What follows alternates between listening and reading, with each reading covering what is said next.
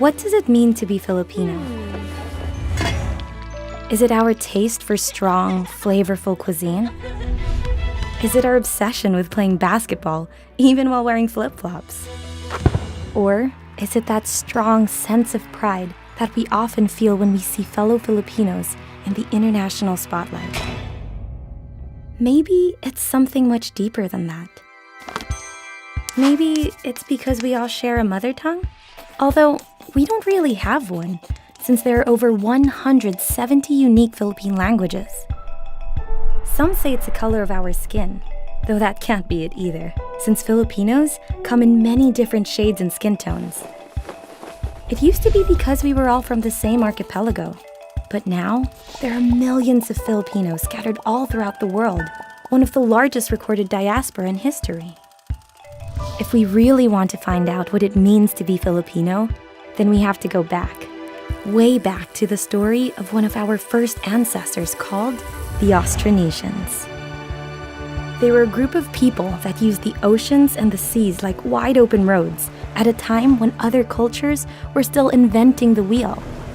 Over 5,000 years ago, the Austronesians possessed advanced sailing technology that allowed them to explore and discover many different lands, one of them being the archipelago that would later become the Philippines. Eventually, they developed boats called balangays, which they used to explore the rivers and coastlines of these newfound islands. Within the boats, early Filipinos worked together as a community in order to make their daring journeys possible. From navigation, fishing, rowing, and steering, each person did their best to contribute to the journey in whatever way they could, because they were literally all in the same boat, and by caring for one another, they survived and thrived. This strong sense of togetherness took root at the core of Philippine culture, which is why we still call a small community in the Philippines a barangay today, named after the balangay boats of our ancestors that represented cooperation and collaboration. This idea of extending a helping hand to our neighbor in any possible way became known as bayanihan, from the Filipino word bayan, which means hero. And examples of the bayanihan spirit can be seen all throughout Philippine history. From tragic wars, natural disasters, and other calamities that the country has faced, it's the bayanihan spirit that Filipinos have counted on to keep them going. Filipinos being heroes to one another to help their brothers and sisters in their community, expecting nothing in return.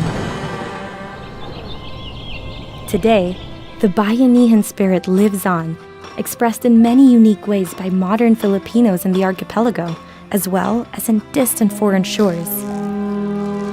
Why do you think so many Filipinos want a job that involves helping others? Or that we are known as one of the most hospitable cultures on the planet? Or that Christmas season, a time of sharing and giving, lasts for 4 months in the Philippines? It's because deep within every Filipino, no matter how far we may be from our homeland, the flames of our past forged the bayanihan spirit into our hearts. And that's what we carry with us, no matter where we are.